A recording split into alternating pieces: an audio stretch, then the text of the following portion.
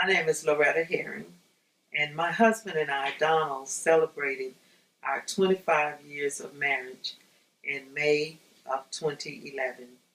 We were so excited about a vacation in Hawaii.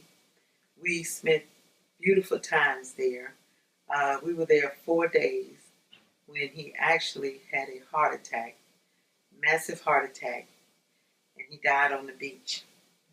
That was one of the most devastating experiences in my life. I was so torn with anger, torn with confusion. I didn't know what to do, how to do. Thank God for my faith is what kept me, knowing that God was with me. At the time, I didn't even feel his presence, but I knew that he would be there for me. And so we had celebrated 25 years of marriage by doing the different things, going to the luau and just doing different stuff on the islands. And on the day that he passed, I was at a church service with a friend I had met there because wherever I go, I try to find a church to attend. And so she invited me to go to her church.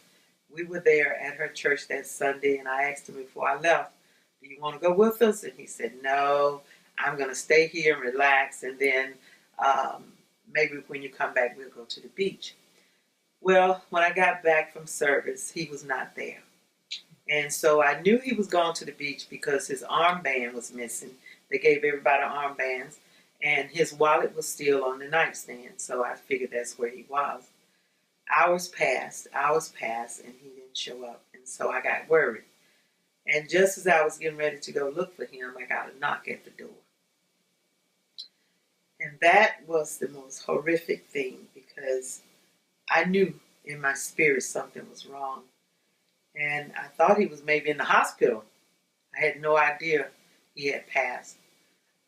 Not even in my wildest dream. I always thought I would be the one to outlive, he would be the one to outlive me because of the kind of person that he was. He was a Marine, and he was called the Marines Marine. So he was a really gung-ho type of person when it came to the Marines, and he loved it, and he even had me volunteering at the VA, and I still do that even now. But when he passed, I was so devastated, and my family was so far away, and they wanted to come to my rescue, just come to Hawaii, and I said, "Hold up, we'll work through this. We'll work through this," and I did. And so I got back to Birmingham, and we went through all of the procedures with the service and everything.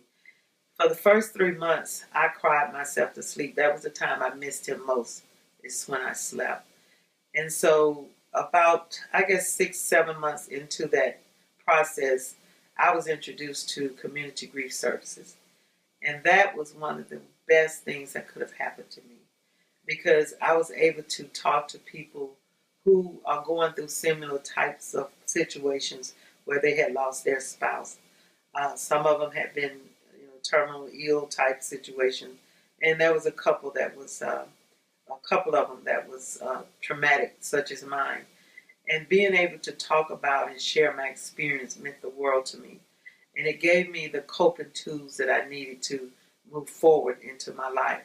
Because here I am now. I never liked the term widow, but we have to redefine ourselves, and so in redefining myself, I've gotten involved in a lot of activities.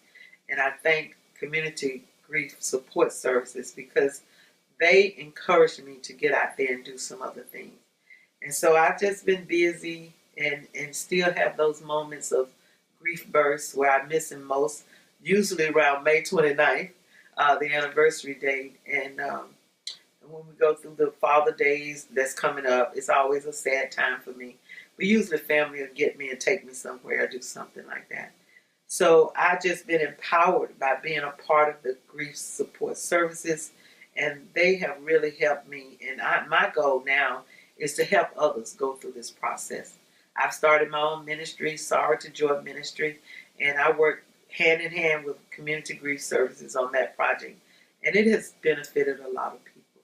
So I just, I'm very grateful at this point because not for the loss, but for what it has caused me to move forward in the direction of helping others.